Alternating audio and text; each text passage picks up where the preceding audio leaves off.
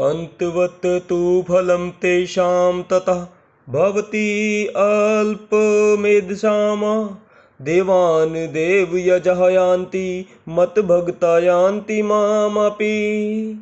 भगवान श्री कृष्ण कहते हैं कि हे अर्जुन, अल्प बुद्धि वाले व्यक्ति देवताओं की पूजा करते हैं और उन्हें प्राप्त होने वाले फल सीमित तथा क्षणिक होते हैं। देवताओं की पूजा करने वाले देवलोक को जाते हैं, किंतु मेरे भक्त अंततः मेरे परम धाम को प्राप्त होते हैं। तात्पर्य जानेंगे। भगवत गीता के कुछ भाष्यकार कहते हैं कि देवता की पूजा करने वाला व्यक्ति परमेश्वर के पास पहुंच सकता है, किंतु यहाँ स्पष्ट कहा गया है कि देवताओं के उपासक भिन्न लोक को जाते हैं जहाँ विभिन्न देवता स्थित हैं। ठीक उसी प्रकार जिस तरह सूर्य की उपासना करने वाला सूर्य को या चंद्रमा का उपासक चंद्रमा को प्राप्त होता है, इसी प्रकार यदि कोई इंद्र जैसे देवता की पूजा करना चाहता है तो उसे पूजे जाने वाले उसी देवता का लोक प्राप्त होगा। ऐसा नहीं है कि जिस किसी भी देवता की पूजा करने से भगवान को प्राप्त किया जा सकता है।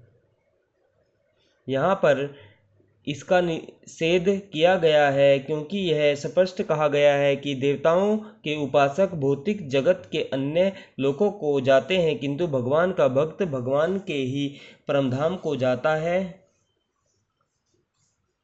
यहाँ यह प्रश्न उठाया जा सकता है कि यदि विभिन्न देवता परमेश्वर के शरीर के विभिन्न अंग हैं, तो उन सब की पूजा करने से एक ही जैसा फल मिलना चाहिए, किंतु देवताओं के उपासक अल्पज्ञ होते हैं, क्योंकि वे यह नहीं जानते कि शरीर के किस अंग को भोजन दिया जाए। उनमें से कुछ इतने मूर्ख होते हैं कि वे यह दावा करते हैं कि अंग अनेक हैं, अतः भोजन देने के ढंग अनेक हैं, किंतु यह बहुत उचित नहीं है। क्या कोई कानों या आँखों से शरीर को भोजन पहुँचा सकता है?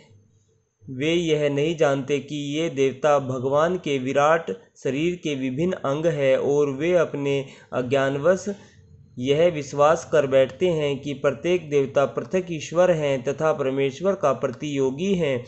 न केवल सारे देवता अपितु सामान्य जीव भी परमेश्वर के अंग हैं।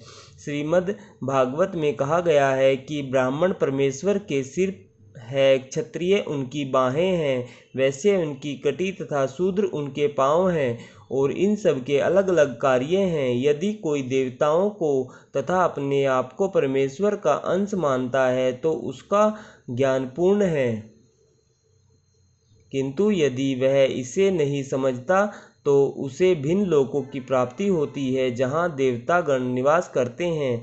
यह वह गंतव्य नहीं है जहाँ भक्तगण जाते हैं। देवताओं से प्राप्त वर नाशवान होते हैं, क्योंकि इस भौतिक जगत के भीतर सारे लोग, सारे देवता तथा उनके सारे उपासक नाशवान है। अतः इस श्लोक में स्पष्ट कहा गया है कि ऐसे देवताओं की उपासना से प्राप्त होने वाले सारे फल नाशवान होते हैं। अतः ऐसी पूजा केवल अल्पज्ञों द्वारा की जाती है। चूँकि परमेश्वर की भक्ति में कृष्ण भावनामृत में संलग्न व्यक्ति ज्ञान से पूर्ण दिव्य आनंदमय लोक की प्राप्ति करता है, अतः उसकी तथा देवताओं के सामान्य उपासक की उपलब्धियां पृथक पृथक होती हैं। परमेश्वर असीम है, उनका अनुग्रह अनंत है, उनकी दया भी अनंत है। अतः परमेश्वर की अपने शुद्ध भक्तों पर कृपा भी असीम होती है। राधे राधे भक्तजनों, जय श्री कृष्ण। आज हमने श्रीमद् भागवत गीता के अध्याय 7 के श्लोक नंबर 23 का आनंद लिया है। कल हम 24वें श्लोक का आनंद लेंगे। राधे राधे,